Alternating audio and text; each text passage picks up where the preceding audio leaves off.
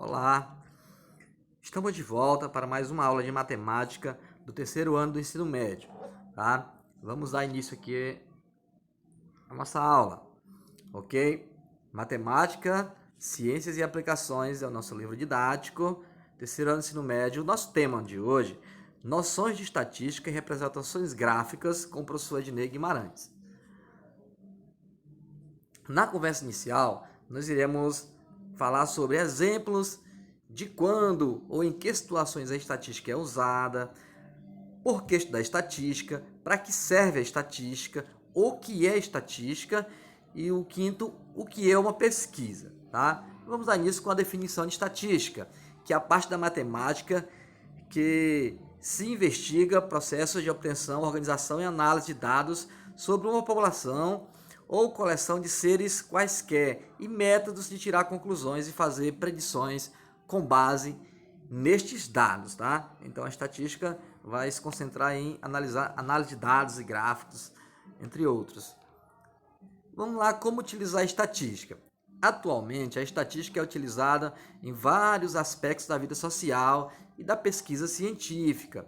Por exemplo, na previsão meteorológica, na pesquisa de análises especulativas da economia mundial e do mercado financeiro, na investigação dos possíveis efeitos colaterais dos medicamentos, na organização de resultados obtidos pelos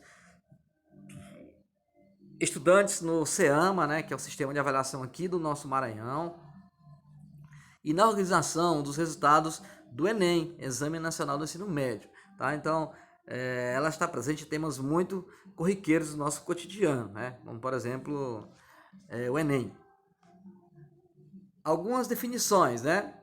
Bom, ela se divide em várias áreas. O que seria população em estatística? Conjunto de tudo que interessa ao estudo de um problema de pesquisa, segundo alguma característica pré-selecionada. Tá?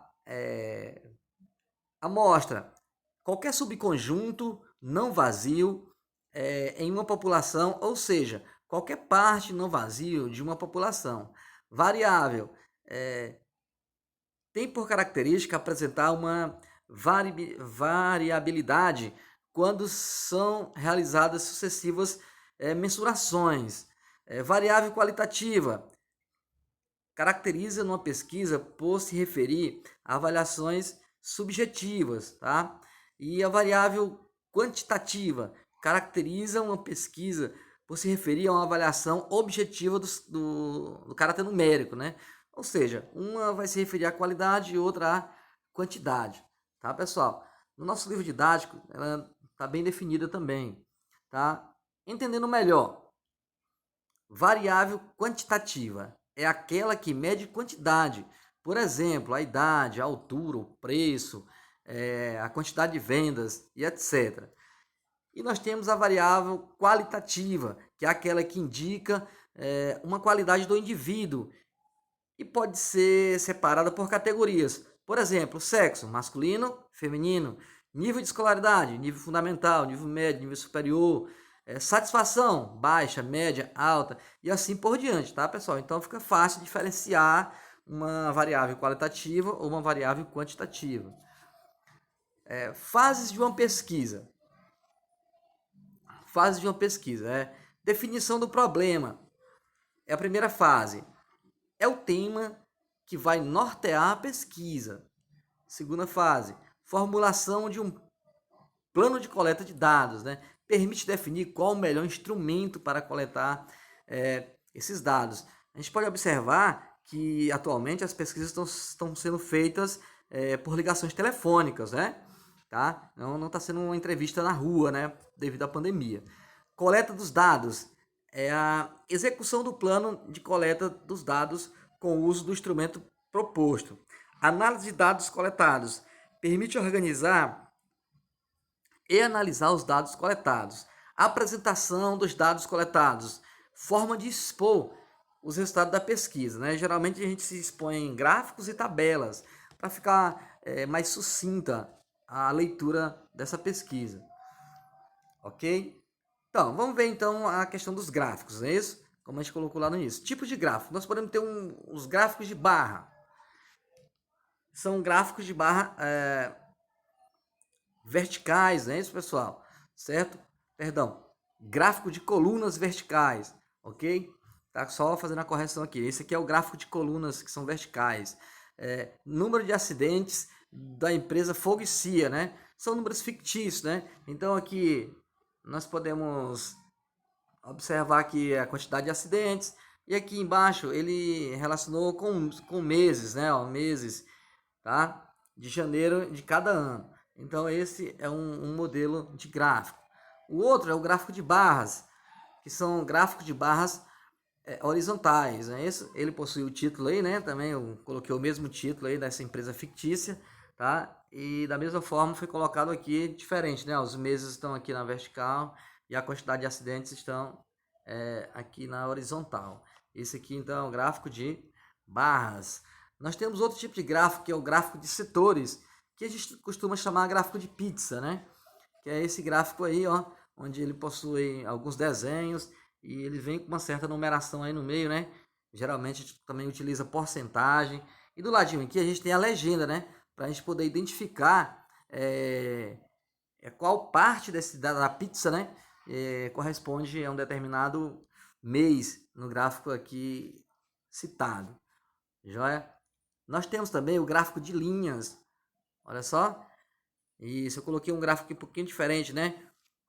Gráfico de linhas. Vamos ler aqui o título dele, ó. Disposição dos eleitores, em particular, caso o voto não fosse obrigatório, ok? Então aí, ó, eles colocam certos períodos, né, pessoal? Tá? Para ir montando esse gráfico de linhas aí, ó. Certo? Também temos a legenda.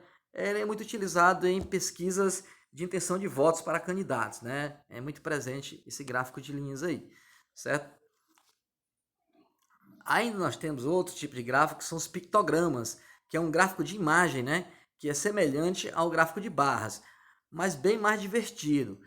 Veja o exemplo que mostra quantas ovelhas cada pastor tem.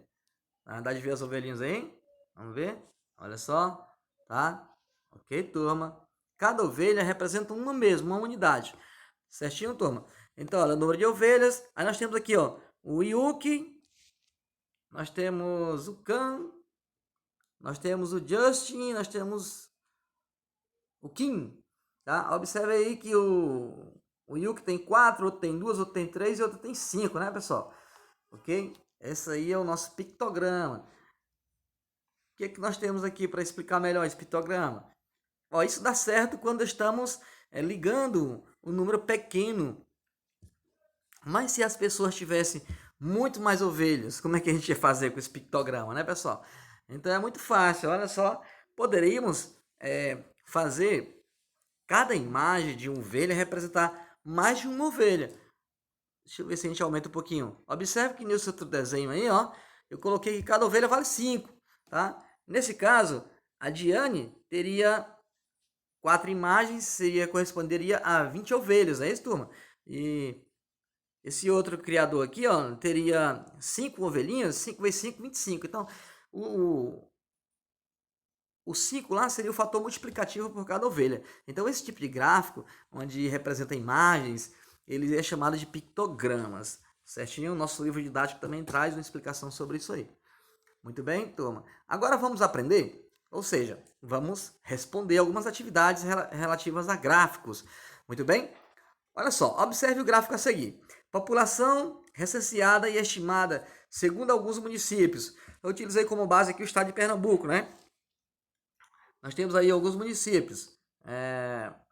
Amajari, Altinho, Aliança, Alagoinhas, tá? E na frente nós temos a população, né? Tá? Aí 10 mil, 20 mil, 30 mil, 40 mil, etc. Certo? Essa fonte é do IBGE, ok? Bom, com base nesse gráfico podemos responder algumas perguntas, como por exemplo, qual é o município mais populoso? Se a gente observar o gráfico, a gente vai olhar que o mais populoso é Abreu de Lima, não é isso? Tá? Então é só a gente responder lá, ó, quem é o mais populoso? Abreu de Lima, tá? Qual o município menos populoso? O menos populoso, a gente pode ver aqui, ó, que é Alagoinhas, é isso, ó, gente, que tem apenas 14 mil habitantes. Tá? A gente vai lá e responde, né? Qual o menos populoso? Alagoinhas, né? Qual a diferença entre o número de habitantes entre os dois municípios mais populosos? Bom, o mais populoso eu já vi que é Abreu de Lima. Se eu observar lá de novo, o segundo mais populoso será Águas Belas. É só fazer uma continha de menos, pessoal. Tá? Nessa ordem, do maior para o menor. E nós vamos ter a diferença de 54.225 habitantes, né? Olha, dá uma olhadinha aí, ó. Tá? 54.225 habitantes. Muito simples, né, turma? Vamos continuar. Observe esse outro gráfico. População recenseada estimada nos municípios de Pernambuco de novo. Eu tomei como base agora outros municípios. Observe aí, pessoal. Tá? Nomes aí, né? Barreiras, Belém de Maria, São Francisco de Belém, Bom Jardim, Betânia, Belo Jardim, etc. Né, turma? Também do IBGE, essa fonte. Vamos responder mais algumas perguntas. Qual o município mais populoso? Observando o gráfico, eu vi lá que é Belo Jardim. Qual o menos populoso? Belém de Maria. Qual a diferença entre o mais populoso e o menos populoso? Vamos lá fazer a continha, né? Nós temos aí, então, que a diferença vai dar 61.314 habitantes. Uma conta simples de subtração. Ok, turma? Muito bem? O outro tipo de gráfico que nós podemos fazer também é esse gráfico aqui, né? O gráfico de setores, tá? Também tem alguns municípios aí da mesma fonte, tratando em porcentagem, né? Também, né, pessoal? Ok? Distribui aí. Nesse aqui eu não coloquei perguntas não, tá bom? Agora vamos aprender mais um pouquinho. A Bolsa de Valores é o mercado organizado onde se negociam ações de capital aberto, né? Públicos e privados, e outros instrumentos financeiros, como opções e trabalhos. Pode ser na forma de uma associação civil sem fins lucrativos, que mantém o local ou um sistema de negociações eletrônicos adequado a uma realização de transações de compra e venda de títulos e valores imobiliários. Mas o mais usual hoje em dia é que as bolsas de valores atuem na sociedade anônima, né, na SA, visando o lucro através de seus serviços. Muito bem, nós temos um gráfico aqui onde a gente pegou um dia dos índices das bolsas de valores, né? Por exemplo, dia 15/6/2012. Nós temos aqui várias bolsas de valores mundiais, né? Nós temos aí o Bovespa, aqui do Brasil, né? Dow Jones, Estados Unidos, Nasdaq, tá? Algumas outras bolsas aí, ó, de Xangai, Hong Kong, Merval e o IPC do México, né? Que são as que a gente se baseia mais aí. Ok, turma? Então, esse gráfico aí, nós podemos fazer algumas perguntinhas sobre ele, tá? Do mesmo jeito, né? Qual a bolsa que teve o maior índice de volume negociado? Qual a bolsa que obteve o menor índice de volume negociado?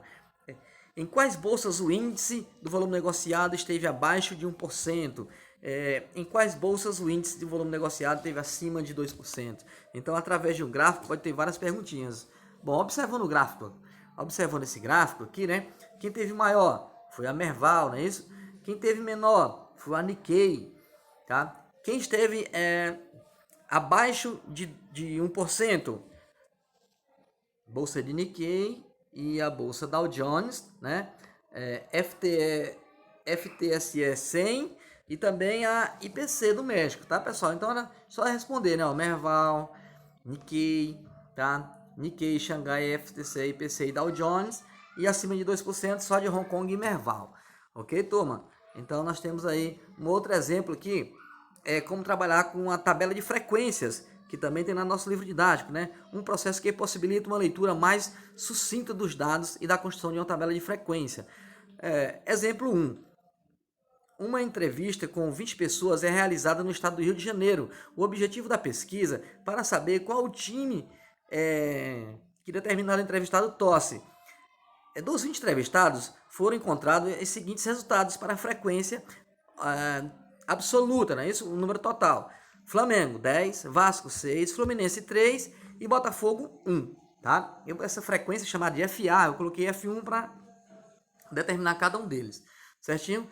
Note que F1 mais F2 mais F3 mais F4 é igual a 20. Ou seja, a soma das frequências absolutas é igual ao total N, né, turma? Dizemos então que frequência relativa como a razão entre a frequência absoluta e o número total, tá? Certo, pessoal? Então a frequência relativa FR é igual a FA sobre N, tá? É a frequência absoluta em cada entrevistado. Ok, turma? Então, vamos montar nossa tabela então, certinho?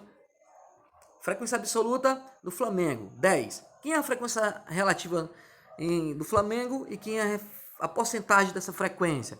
Bom, está aí, né? Frequência absoluta, 10. Qual é o total? 20. Certo? Então 10 dividido para 20, 0,5, que corresponde a 50%.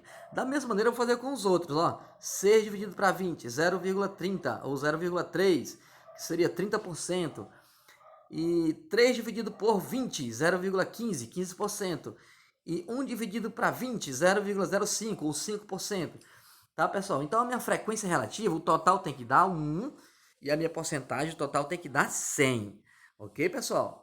Muito bem, essa foi a nossa tabela de frequência. Muito fácil, né, turma? Certinho? Agora é o seguinte, turma. Vamos correndo fazer as atividades lá no Google Sala de Aula, tá? Certinho? As orientações estão todas lá. Se tiver algumas dúvidas, volte a assistir a aula novamente e também estude nosso livro didático. Muito bem? Até uma próxima.